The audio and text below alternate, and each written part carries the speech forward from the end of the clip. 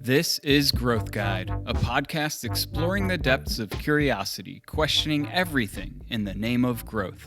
I'm your host, Brian D'Alessandro. Welcome to another episode of Growth Guide. Today I'm thrilled to introduce you to a visionary leader, a champion of freedom, and a conscious living advocate, David Comfort.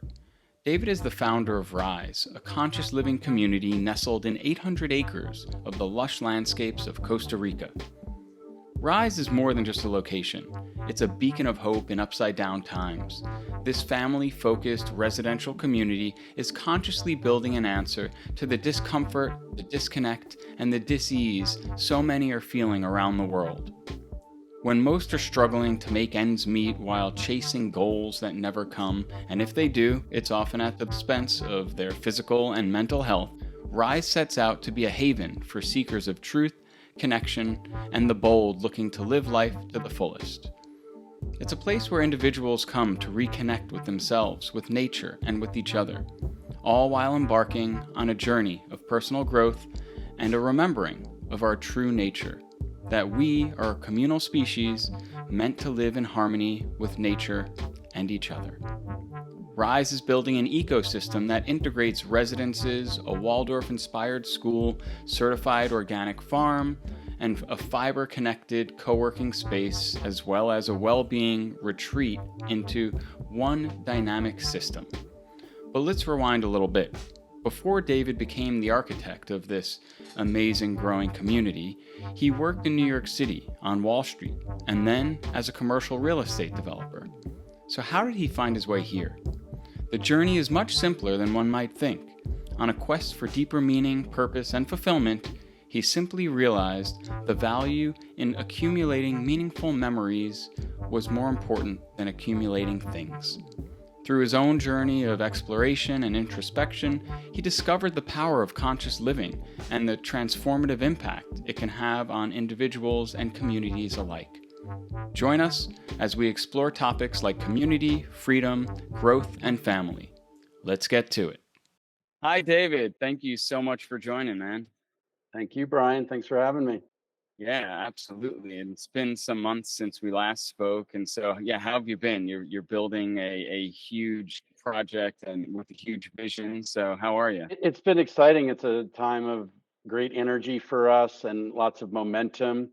I always get energized by construction activity, first houses getting under construction, things getting hooked up, community coming together. And so you can imagine after working on something for dedicating your life to a vision and for years over the course of many years, and now it's finally coming together and you're starting to receive the residents that have decided to join our community. And so it's fantastic. It's an exciting time for us. For the listeners that aren't familiar with Rise, can you give us an overview of the project and your vision for Rise? Yeah, absolutely. So the idea for Rise was really to bring together a residential community, a retreat center, a co-working space, a Waldorf school, and an organic farm into one dynamic ecosystem. And it was built specifically for families. That's what we cater to, and almost even more precisely families with young children. And it was just made to offer an alternative way of living that made possible by the digital economy, where you could leverage the ability to work from anywhere to materially impact your quality of life because you can live in a beautiful, amazing, low cost area while earning income from either your home country, where you can convert that into more spending power here.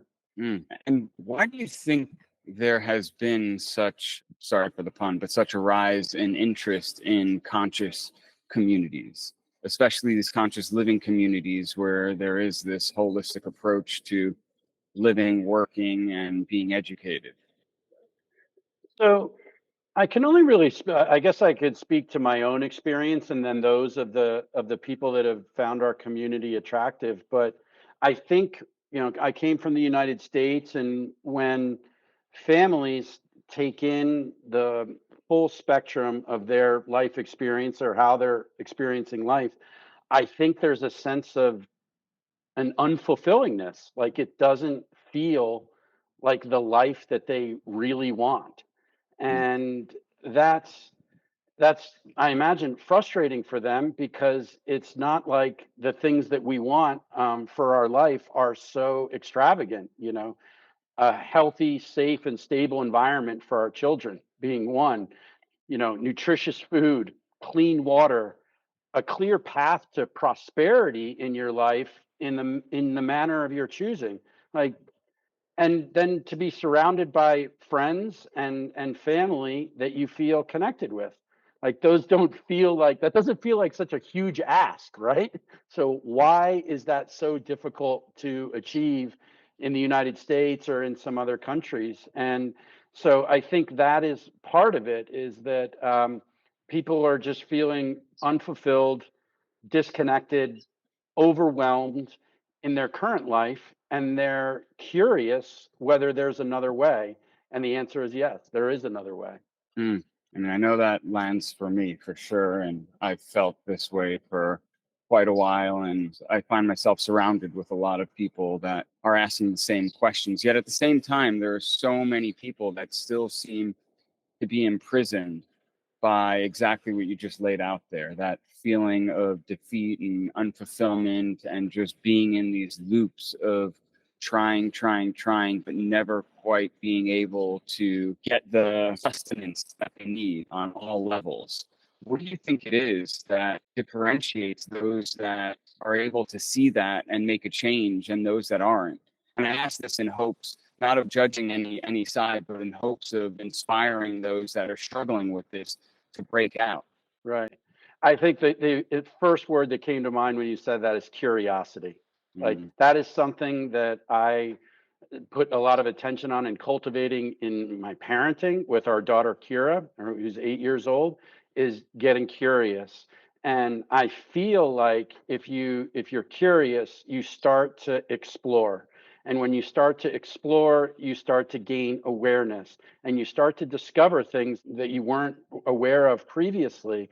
It's almost like you start to connect the dots or move down a path that could lead to you relating with different types of people who share different types of ideas. And when you start to have new information come into your awareness, you can analyze that and make new and different decisions for yourself. But the first step is curiosity for me, and an openness to receiving new information, challenging your existing perspective. Certainly, there was a lot of that for me, like challenging and shedding like previous conditioning. And sometimes you just need to try and find your access point. Like, where is the path that allows you to take in information and challenge it? And maybe it could be with somebody's health or how they're nourishing their bodies around food. Maybe it could be around the emotional body. It could be around work. It could be socially. So finding the pathway to receive new information and use these amazing tools that Mother Nature has given us to critically assess what feels best for our own situation. One of the perks of hosting your own podcast is that you could sponsor your own brand. On that note, this episode is sponsored by Spirit Squad. You tired of your Matrix standard issued uniform? Have you pulled the thread and need some new ones? This calls for some 5D level ascension gear, such as our 432Hz classic hoodie and our Resist the Program Third Eye Kitty tee. Spirit Squad's got you covered. From ceremony gear to pre-ceremony gear to post-ceremony gear, we have anti-ceremony gear too. Are you raising consciousness while little ones are raising hell? We have the perfect gear for drop-off, pickup, and serving in the 3-foot kingdom. While you're at it, Spirit Squad has mini sizes, like our Feral Child shirt, strong enough for your little, yet sends a message to the fearful and weak. Give this one some space. Grab your Spirit Squad gear now at spiritsquadsupply.com. And welcome to the rebellion. Man, that word of curiosity, it shows how clear you are around this path and this vision, because I really believe curiosity is such a gateway. And this is, we've touched on this in a previous conversation, in Steiner's work and the Waldorf approach, curiosity is baked into it. And for our children, they live there. I mean, until they incrementally get conditioned over the years of living in traditional society and education structures, and they get institutionalized. But as adults, when we could embrace that notion of curiosity, it is such a simple first step. And like you said, it could meet you wherever you are. You can choose what you're going to be curious about. And it's not something that's just a flip of a switch, it's a practice. And so the more we use this notion of curiosity, you spoke about how openness, right? I think curiosity really is openness. I like to think of when we're traveling as a tourist in another country and our eyes are open to everything, the newness of walking into a store or to meet someone, you want to connect with them. And that's a curiosity to explore and connect with this new space. And so when we can build a practice and cultivate that in our daily life, man, then it really starts to chip away at the existing constructs that we hold. And that's really how transformation happens. So yeah, man. When I think about that, like it's a chipping away. Another term that people like to use is like stacking. They're Yeah. like little micro changes that you start to stack on top of each other, and before you know it, you're headed in a direction very different from where you were. That idea, for us to have that as adults is really important to me to as modeling for our children. So our children like innately have this amazing curiosity and imagination, and part of my educational philosophy that was ingrained in me through Waldorf was hold that capacity open and as for as long as humanly possible for them. And so that means a lot of creative play, arts and crafts, even emotional work, so that you have these children that are entering the world with resilience, with confidence, with emotional intelligence, and not just skills, but capacity. And I love this line. I heard it as it relates to Waldorf. We don't just teach skills, we grow capacity. And that just feels so powerful to me. Like, imagine as you're coming into the world as an adult and you have great capacity at coming as a child. That means everything is on the table for you. Every path. You don't have to be conditioned to go down one path. You can have a life that includes this at one stage and this at another stage, and you can evolve and grow not only in your life but with your partner as a parent. Like, all of these are, this is just part of your DNA. This is part of how you are hooked up. And what a wonderful way to navigate life when, instead of feeling at odds with it, you're more just in flow with it and moving with the current of life instead of trying to battle against it. So well said. And to build on that, you are able to find stability within the adaptability. And so as the world is changing around you, where most people have practiced for these specific conditions to be able to do something effectively, it's easy for them to get off kilter. And all of a sudden they're like, whoa, nope, this isn't working. And they spin out of control. Yet when you build this type of resiliency to adapt to the environment and the changing conditions, which, look, I mean, the reality is that's always been the only constant, but the velocity of change that we're seeing and the acceleration is just unmatched in any times. And so we're certain our kids are going to deal with these types of adversities, and to not build the resiliency into it just seems to me to be such a lost opportunity and a disservice to our kids. Right, right. It's true. The pace of change is growing rapidly. And so the ability to adapt to that, like all of those, then you're not fearing change because you know you can move with it. And all of this, for me, helps to build confidence, stability, and safety. So those are the thoughts that are then running through your system. And I'm a believer in, like, thoughts precede reality, and our thoughts, what we carry with us all the time, is really, really important. I talk about our free attention. My free attention is one, if not the most valuable asset that I have. Where am I placing my free attention and my thoughts?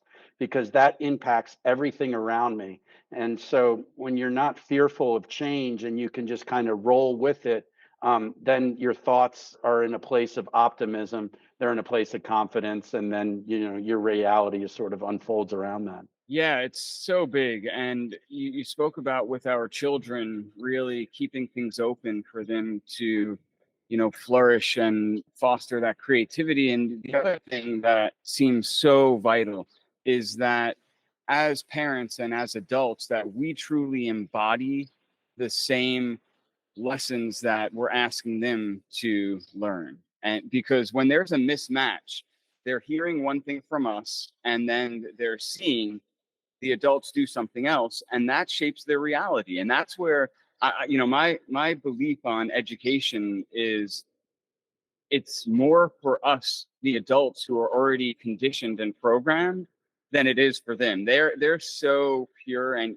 easy to, fall right into that magical space where we have to just shed these layers and really cultivate a practice to embody these values. Yeah, I had this discussion about education with my brother, who I'm so excited has recently came down to visit with his family, and they surprised me by telling me that they decided that they're going to move to Rise as well. And Wow. like I was like, oh my gosh! And my my father lives with them, and so he's coming as well, Oh obviously. And man. so yeah, it's just huge news. My they said we're coming down for Thanksgiving, and they shared this news with me. So I was really excited, and that led to a discussion also about education. And I shared with Cliff, my brother, that how I view, when Kira, our daughter, is, completing what I'll say is are her educational years. I said, what does it mean to like properly educate our child? And for me, my North Star is, have we successfully modeled and given Kira the tools to lead a life of fulfillment in her chosen way?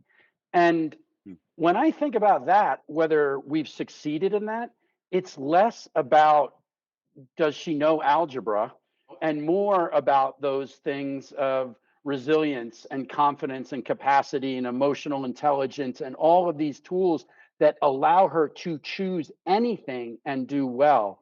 And so education, how I see that our educational model is a mechanism to instill those qualities in our children so that they can lead a life of fulfillment as they see it. And that's really necessary. That's sort of the goal for me. Not are they advanced placement X? They might be, because that's where they choose to place their attention. But it's not. I just don't see it as the most critical step, especially in a world where even now every information is in the palm of your hand, wherever you go. Yeah. Yeah, which has the good and the bad that comes along with it. But, in looking at Waldorf and Steiner's pedagogy, it is very much about developmentally appropriate. And I think Yep. that as a concept is so powerful and valuable, both for our children, but also for us as adults to really ask ourselves the question, is this developmentally appropriate? We are in such a fast paced race to the finish line that we're often trying to go so far ahead. And I mean, it's all the old cliches, right? We miss out on the journey, but also there's a natural flow, like you spoke about before. And to live within that flow that is naturally unfolding, you're in harmony with the unfolding versus fighting against it. And so on so many levels it makes so much more sense, yet we struggle with it. I think there's some amazing things about it. I also think there are opportunities to adapt and evolve, and I'd love to hear from you. I know Absolutely. you guys are Waldorf inspired, and I'll say to any Waldorf purists, Steiner's the first one to say that this needs to be adapted to the local environment and the times. And so I feel we're doing a disservice to the 100-year history of Waldorf by not innovating in a way that really amplifies the pedagogy. we are Waldorf inspired. I went to a Waldorf school in the 70s and 80s called Kimberton Waldorf School. I think it's the second oldest Waldorf school in the country. But I also then, when I left after fourth grade, went to an intensely academic school called Wingcroft, best known for being Taylor Swift's alma mater, and then on to a prep school and boarding school. So I had sort of a broad spectrum of educational journey.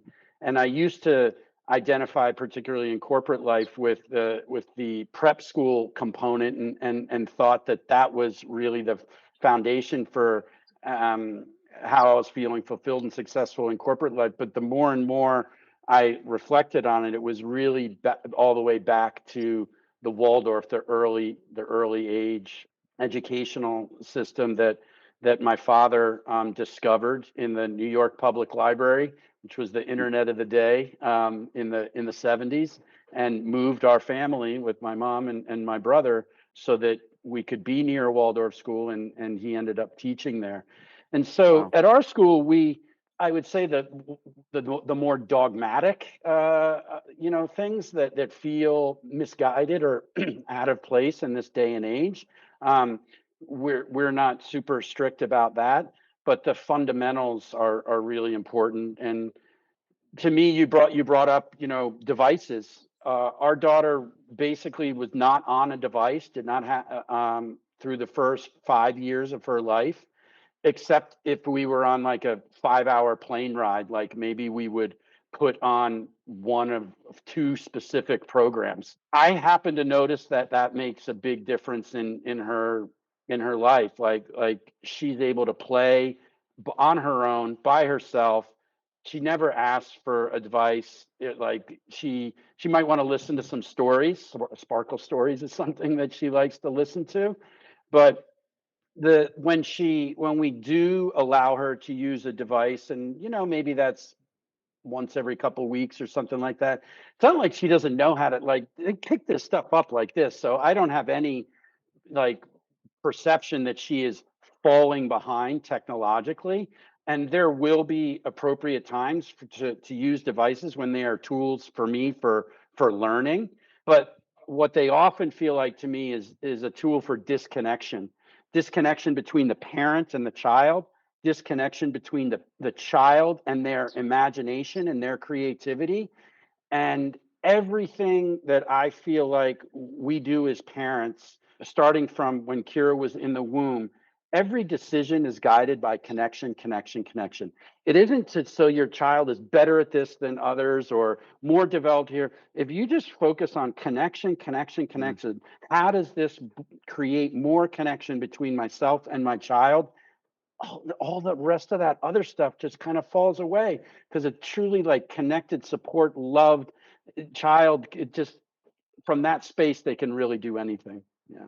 Yeah, it seems to be the answer to a lot of the biggest issues that our kids are suffering from as well, such as anxiety, depression, becoming medicated in different ways, and a lot of times a lack of sense of belonging and connection, both to the people in your lives, the most important relationships, but also to nature at large. I mean, Waldorf obviously has such a nature-based component, and I wholeheartedly agree with you that I think everything in our lives we make a thought, a belief, an action that is around connection or separation.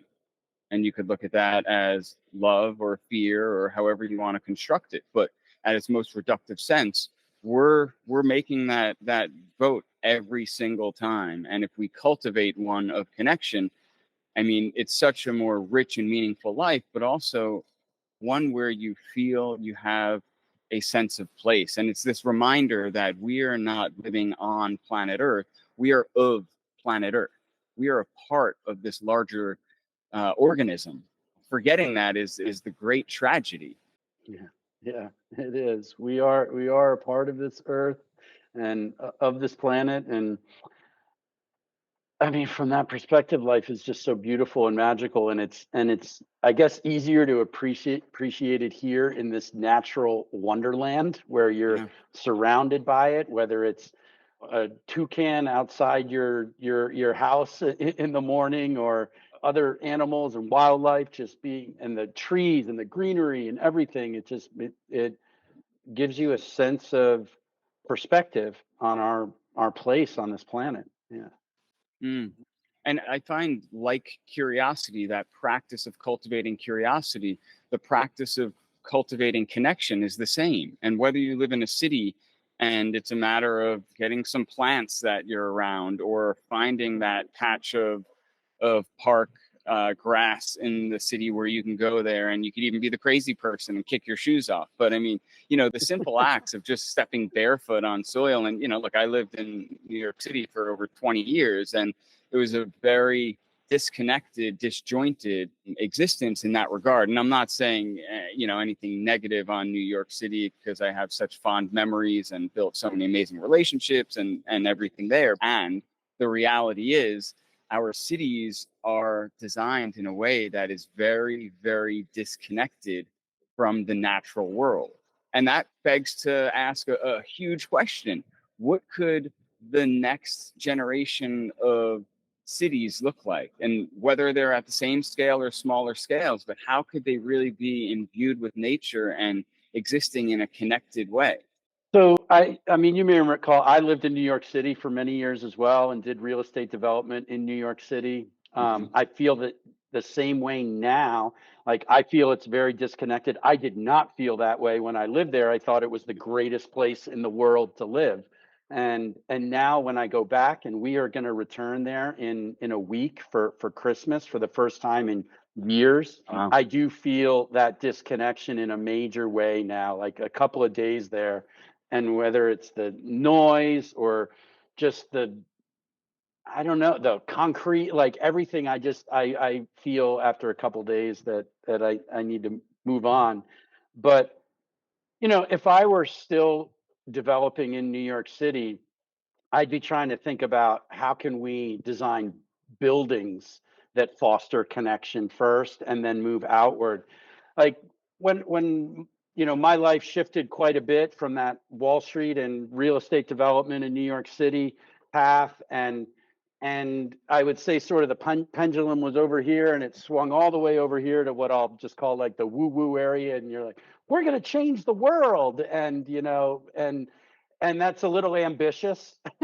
And then it kind of comes back in, and I realize that for me, like, creating change close in, and then having that ripple out, and then creating change a little bit for within your family, within yourself, actually, Mhm. to start within your family, within your community, and letting that ripple out. And so when I think about, like, what would cities look like in the future, I'm not sure what that looks like. But if I were there, I would be starting more at, like, the building level. Like, it's amazing you could have a condominium building with 150 people that live right next to each other. Like, how is there not connection in that, when there's actual physical proximity, which is one of the most important things to start with? Like, how could you create a building that fosters connection within that building? But yeah, I think Mm. another one challenge to that is, in New York City,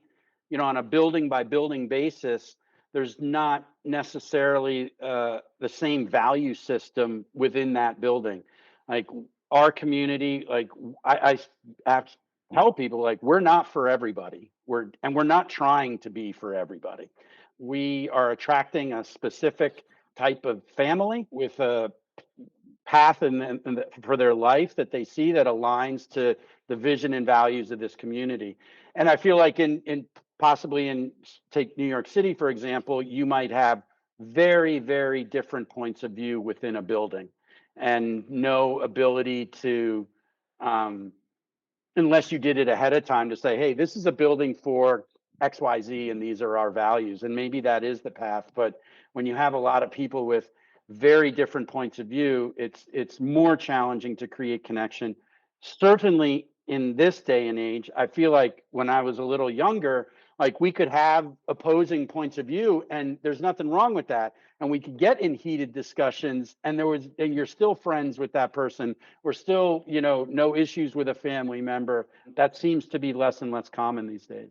Yeah, look, we have a cancel culture. We have, just this confirmation bias that is really fostered through our social networks. And Yeah. man, we've had such a degradation in how we converse and communicate and how we work through challenges. Because it's my belief, I say this often, that community is not having a bunch of people that have shared values or agree on things that come together. Community starts when shit hits the fan. That's when it gets real. And that's where you have to fall back on the values. But, values could either be platitudes where they just are soft and fluffy, or they're truly embodied. And we're, as a group, we're looking at these values and saying, okay, this is what is non-negotiable in pursuit of our common purpose, and we are going to stand up for them. And a lot of times I think that falls away. And so I think, first off, defining what community means to you is important, because it means something very different to a lot of people. And as someone who ran a large, 500 plus person membership community in New York City, it was very clear that there is a large majority of people that look at it as a very superficial act. They could just skate in, say they had the experience, take the Instagram photo, and they're like, cool, I got it. But digging in deep, growing roots, creating accountability, consistency, and continuity, and really having that integrity and respect for one another as you move forward is entirely different. And it's a lot harder. On that note, I'll step off my soapbox. But, how are you looking at, can you talk about some of your values, and how do you plan on, I don't know, I always take the approach of how do we inspire versus require? Because I feel like once they're required, it becomes dogmatic. It's the thing that, in the Waldorf world, I see when it goes wrong, like really wrong, that's what happens. It becomes dogmatic, and you just have people bobbling their head without thinking for themselves. And we start to accept things that are unacceptable. So how do you see managing that? So for me, in our community, it starts with very clear communication. Like for every member that wants to join our community, like we have to have a call together, a pretty long call. And the goal of that is twofold.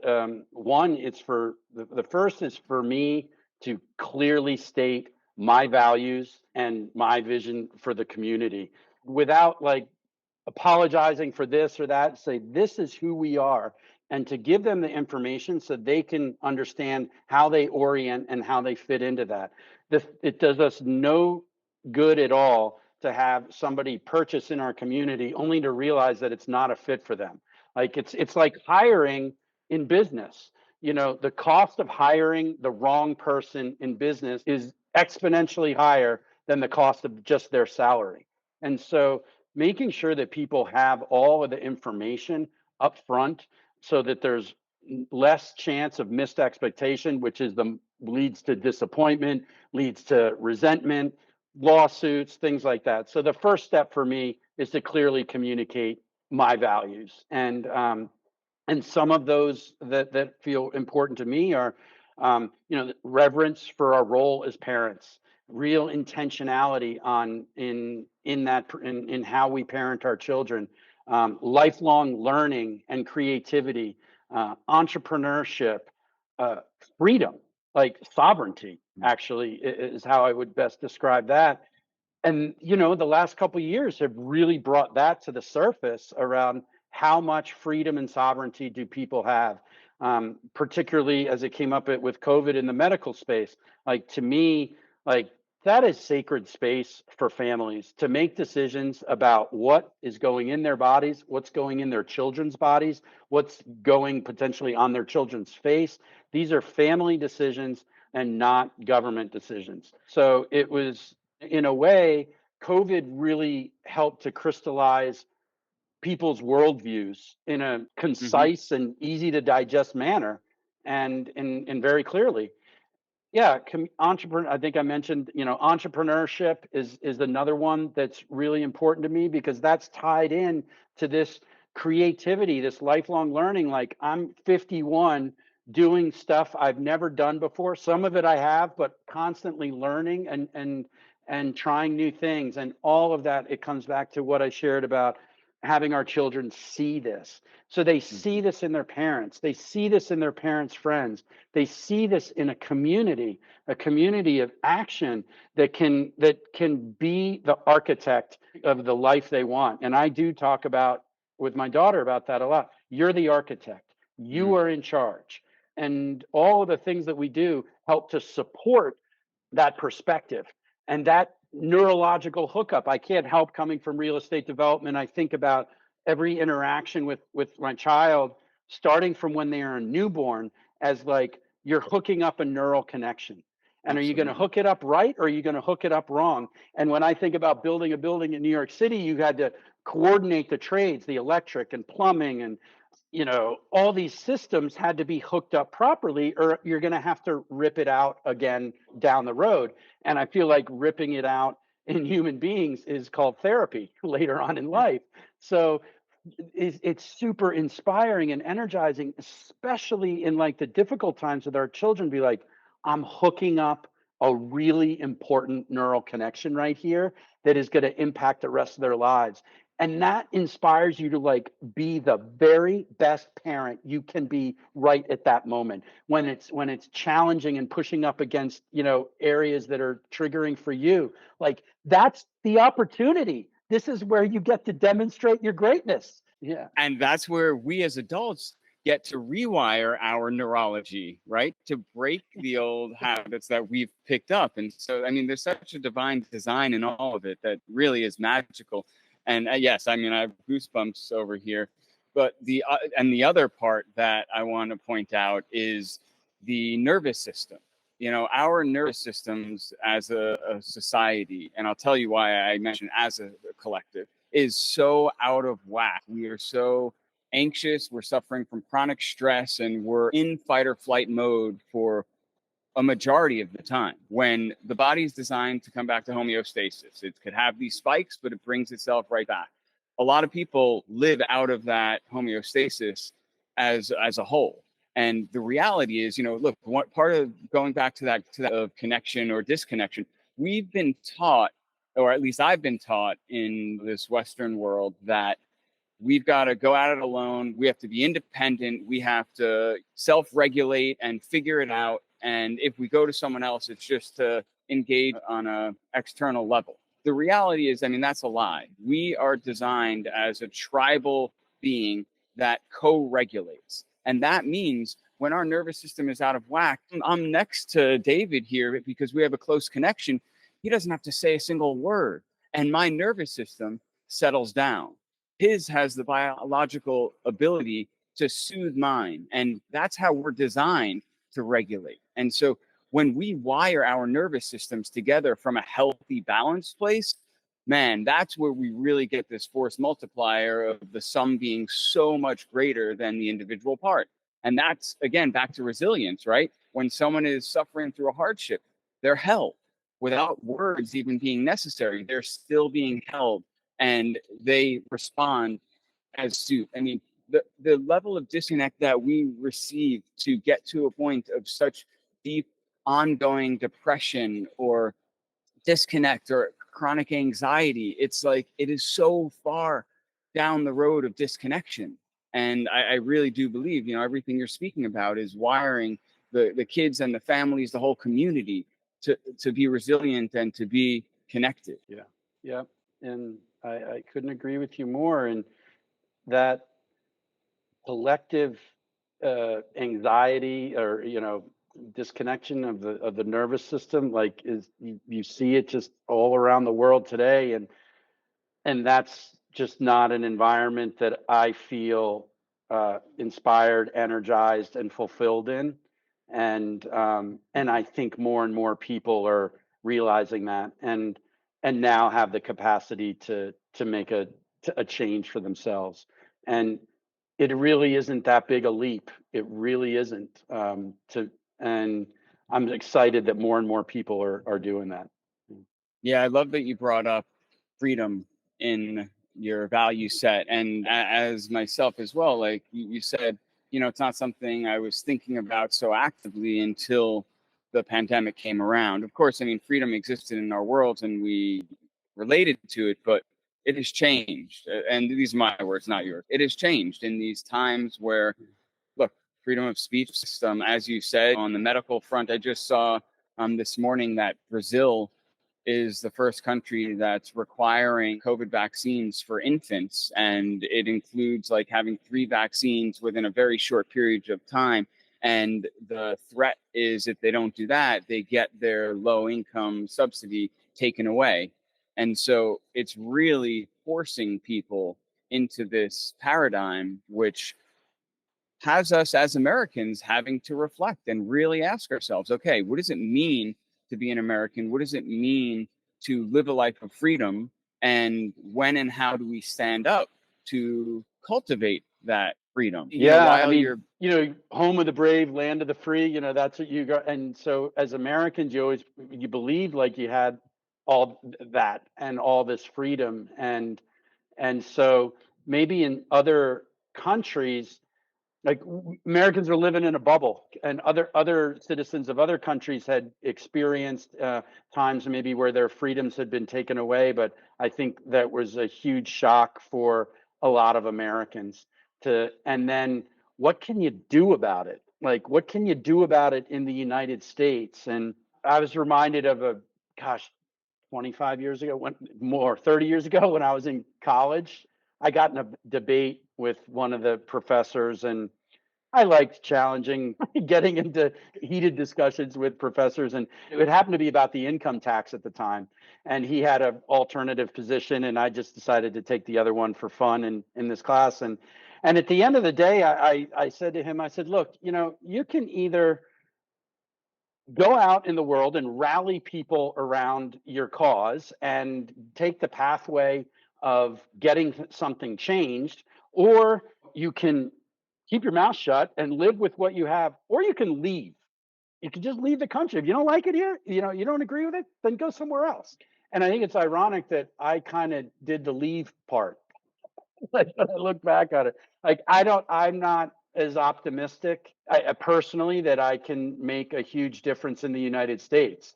I can make a huge difference in my own life, that of my family, that of the community here, the local community around here. And so for me, the solution was just to get hyper local and influence the things I can influence, be aware of the things that I can't influence, but don't devote so much time and energy to it. And I think that's a balance of like knowing, being aware of the other things that are going on in the world, but not putting all my free attention, my energy, and my vibration like on that stuff. The more important things are the things that I want to architect in my life.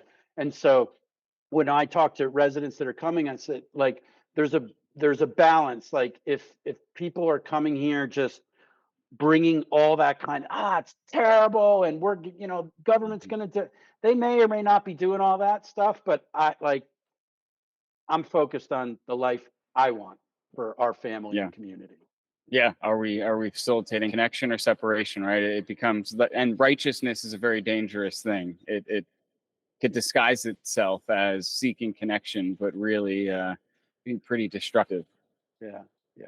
So you mentioned how you guys are looking at the local community as well. You have 800 acres in the foothills of mountains in Costa Rica, and you're near the second largest city, I believe, in Costa Rica. Can you talk about how you guys either currently interface with the local communities or how you envision that? Certainly, so our hyper local community is called Santa Elena, and almost all of our staff come from that community. We have, I think, 60 or so people within the different businesses that we have here. And so we interact a lot with our community members, and the Costa Rica people are just amazing. And we've felt welcomed here, whether it's just in our Santa Elena community or in the larger Perez de Leon Valley. We've gotten all the support that we needed to do the things that we want to do. Like, there hasn't been like problems with permitting or like, what are you guys doing there? And We try and be very sensitive to the needs of not only our needs, but the needs of the local community. And even inviting, I would probably never do this in the United States, national agencies out, like the conservation or environment agencies, and we bring them out ahead of time and tell them, this is what we're going to do. This is what we'd like to do.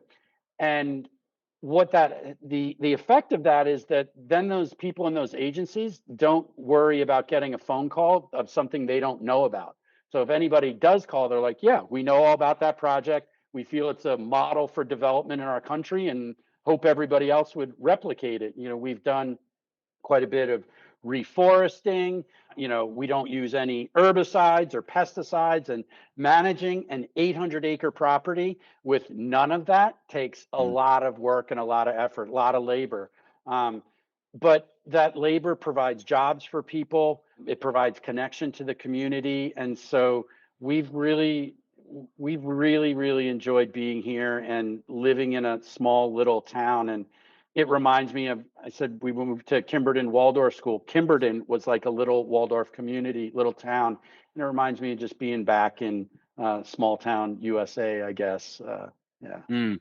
And you guys are taking it a couple of steps further too, right? You have your organic farm that you're growing a bunch of your food from. You also have a co-working facility that you guys are developing, and a clubhouse with yoga studio. Can you talk about some of those components?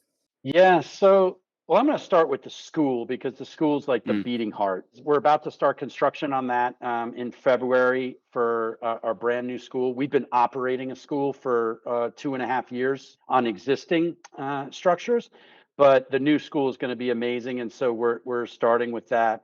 At the same time, the community spaces are going to be under construction. That includes, a gathering area with kitchen, like rancho pool, playground, yoga deck, all the community elements. We actually just submitted for permits for that this week also. All the designs of all those are done. And a little bit later in 2024, we're going to start the co-working space. This is a space I'm really excited about. We have these incredible stables here for 100 horses at one time, and we're repurposing half of that area. And so it's going to be called the paddock. So it's like 10,000 square foot co-working studio that has a podcasting studio, a presentation theater, lounge, shared offices, all of these things. And we call it a co-working studio, but what I really see it as a business incubator. Like for the ideas that are being birthed from our children, we can fund them, we can support them, even ideas from within the local community. I think when you and I talked, I just see all kinds of like commercial and business opportunities in this valley mhm. because of the economic trajectory of it.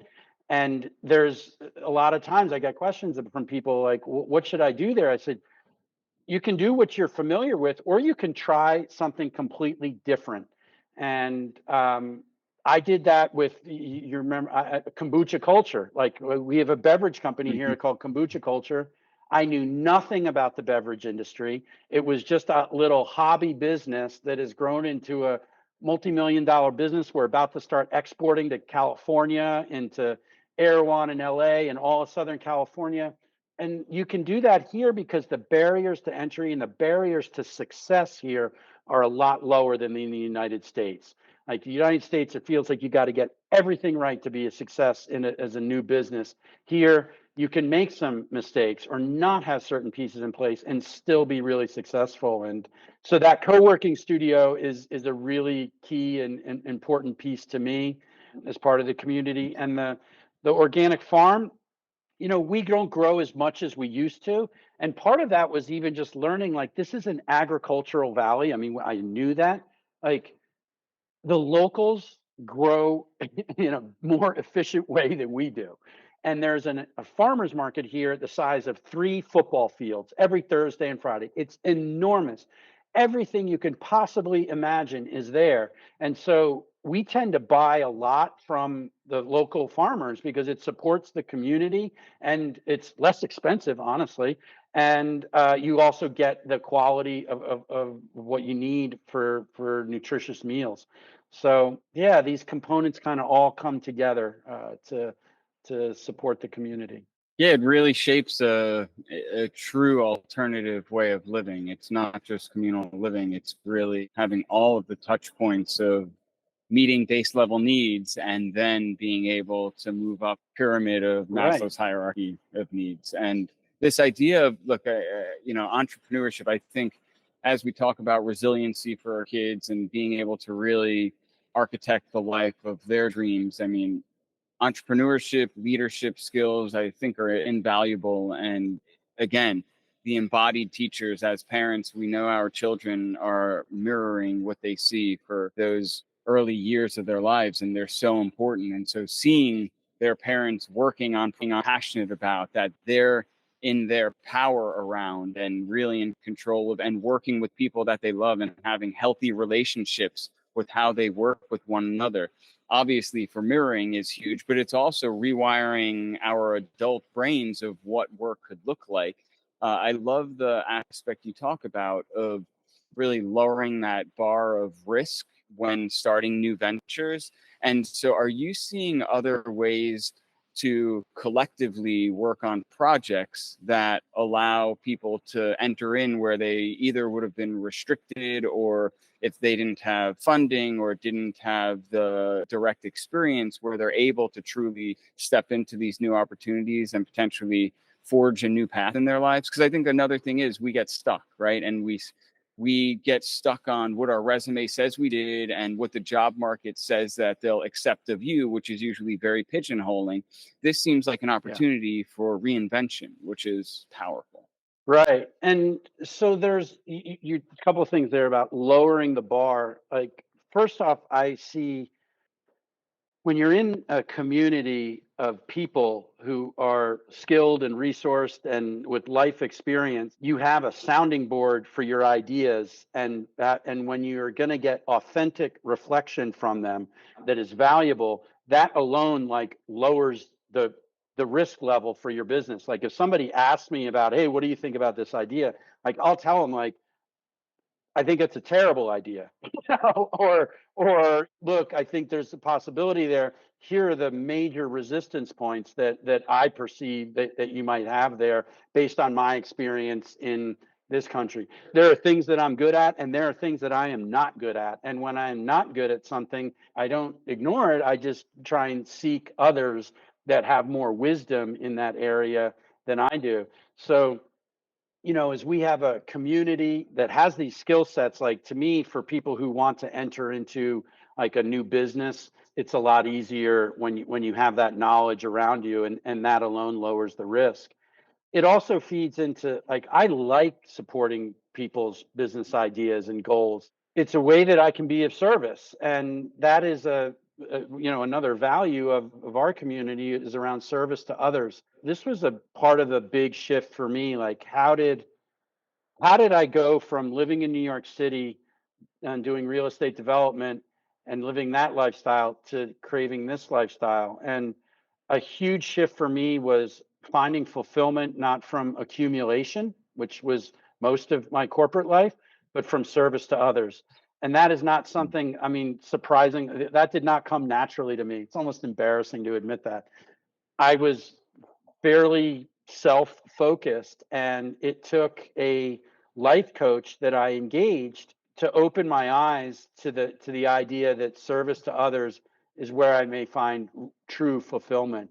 This project was really born out of, how could I leverage finance and real estate development to the utmost service to others? And I credit my life coach, Brian Franklin, at the time, for opening my eyes to that. I met Brian at Burning Man, at like 6 in the morning, and just shared some stuff with me at that time about my life that, like, I was like, I can't believe the value I just received at 6 a.m. on the playa in Burning Man.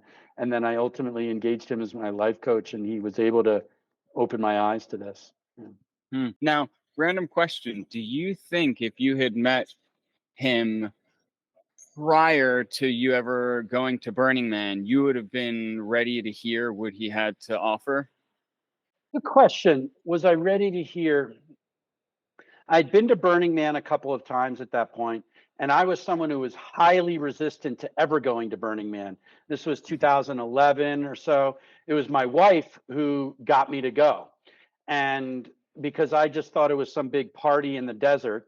And that's what everybody sees on YouTube and all these videos.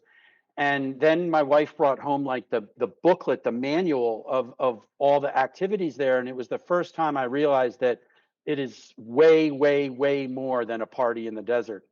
And then when I experienced it, it was really humanity operating at its highest level. It's a gifting economy. There's no cash. It's amazing the transformation and feeling when you actually get there. It just changes you like immediately upon arriving. And so, we previously talked about gateways or pathways. And me, the kind of guy I was at that time, I'm like, well, if I'm going to Burning Man, I need like a 40-foot RV and, all this because I don't want to be in a tent and that. And my wife's like, babe, if that's what you need, then that's what you need. So let's get it. And so we did pull up in a really obnoxious 40-foot RV for two people. But that was what I needed to get to a place where you have the largest demonstration of human creativity on the planet for purely the enjoyment of others. And it was really inspiring. And then you have all these workshops where you have incredible knowledge and cutting edge wisdom coming to you for free. And to be able to like take all that in, I was just amazed at the level of creativity that was there. And that started to open my eyes. So that was the couple years before I met Brian there. And that started to the process of like, holy cow, there is a lot more out there than my accumulation driven perspective on that happiness is going to come from earning tons of money and buying tons of things and all of that kind of stuff. We had moved out of New York at that point, and my wife had been exploring alternative spirituality and stuff like that. So I had started to get slightly curious about it, but in a not really good moment for me as a partner that I'm not proud of. Like who I was back then was really like sabotaging and smothering that exploration that my wife was going on. And it really took like Burning Man and Brian for me to open up to it and to embrace and support that. I'm not sure if I would have been able to do it in the short time period. Like I worked with Brian for like only 8 months. His normal engagement's like a year and a half, and I wouldn't have necessarily been able to accomplish as much if I hadn't worked with him. And he was really amazing. Hmm. The other point I want to make on Burning Man also is that there's a very clear set of values that guide everything that happens there, and they're very embodied. I remember back in 2005, the first time I went to Burning Man. I've been 3 times, and the first time I got there, immediately I saw like, someone had dropped something on the floor and someone ran over and they picked it up. And they weren't like, dude, what are you doing? They didn't come down on him. They were like, oh, just so you know, so this is a leave no trace event. And what that means is we all work together to make sure we leave this place better than when we got here. And it was just like, whoa, what an amazing interaction I just witnessed there. And that was like seeing multiple values at play there, right? They were radically self-reliant and saying, okay, I'm going to take this upon myself, but they were also community driven and working with this person who was new to the environment to explain what leave no trace was, another value. And so they're so embodied. And when that exists, even if you don't read them and know them, you experience them and they transfer through osmosis. And I think that's an amazing container that gets held for everything that takes place. Yeah, I like those core values for Burning Man. Like actually when we started Rise, we had the same, mindset. We're like, what are our core values? And you see like some of those programs leave no trace. The fact that they, when they pulse the traffic, when you're leaving, I think that's always like a really funny one because like media will say, look at the awful traffic jam at Burning Man and, all this stuff. And I actually explained this to somebody a couple of weeks ago. I said, yes, it does take time. But when you see everybody stopped like that, that's because instead of on a freeway where everybody's sitting there running their engines, moving 2 feet at a time, their program is bring everybody to a point, all engines off, get out, meet your neighbors, see who it is. And then when there's a lot of space, everybody turn their engines on, move the whole column forward and do it like that. But that's not what gets portrayed in the media. It's just like, oh, look at how terrible the traffic is. And there's a lot of misconceptions about Burning Man because of that. Because of what's portrayed. Certainly you can have the party, drug-filled, crazy experience you want there, and you can run a marathon there, and everything in between. And so to me, that is choice. And I talk about that a lot with our community. Like, what I feel like living it does is it offers ease and choice. And from that place, like, you can craft the life that you want. And the same at Burning Man, like, you can have whatever experience you want there. But the wonderful thing about it is you get to choose from all of them. It's all there. It's like going to the buffet and just choosing the things that you want based on how you're feeling at that time, who you're with. We brought our 18-month-old daughter there, and she had a blast. So Burning Man was I've gotten a lot of people to go to Burning Man who would never ever go ever in their lives, they said, and every one of them have been like, that was really a transformative experience for me and very eye-opening. And so we're coming up on our hour mark. I'll finish this off with one last question. In reflecting what you just shared about Burning Man to the Rise community, can you tell us what are some potential misperceptions people might have, and what is the opportunity they truly have, and how can they interface with you guys at Rise as a first touch point? Yeah, so in business, I feel like when you're navigating business, you look for what I would call those high leverage opportunities. Like, of all the landscape of decisions that you can make, you look for the one that has like the most impact, the one change that changes everything, the one decision that eliminates 20 other decisions. So for Rise, I feel like moving to Rise or something like it is the highest leverage move you can make on your future life. It eliminates so many other sort of decisions and makes decisions that you have to make so much easier. There's not the drumbeat of the financial and your background constantly honing in on you. And so, as far as that's what I feel Rise is in terms of like misconceptions, like, I don't know. Some people might say, oh my gosh, it's a cult or something like that. It is like nowhere near anything like that. Like, our value system is still around prosperity, enjoying the nice things of life. Like, we're not meant to be a place where you're living in lack. It's a place where you're living in abundance. I like nice things. I also like to think about our impact on our community and our planet. And so for me, I haven't really experienced a lot of misconceptions about Rise. Maybe there's some out there, but the best demonstration of who we are is what we do and how we act and how we carry ourselves. Our actions demonstrate who we are and what we believe. I don't think I can win in a world of like screaming aloud through social media. So that's just how we've chosen to navigate, and I'm super happy here. I'm incredibly grateful for the families that have chosen to be here. We've done that not by exclusion but by attraction. Like, put the pieces in place that attract the people that you want to spend time with. And I see it as like a high frequency bird call. Everybody hears it, but the people who are attuned to it hear it. And when they hear it, they become attracted and irresistibly attracted to it. And that's how we build a foundational community that's one of like harmony and not one based on conflict and drama. I just can't, I just don't want a world of drama. I don't like it. I avoid it like the plague. And the way that I do that is through simple, clear communication and embodying that which I'm sharing and visioning for people. And so that's where we are, and it's exciting to be here. Amazing, David. And people can go to risecostarica.com to learn more about the community. David?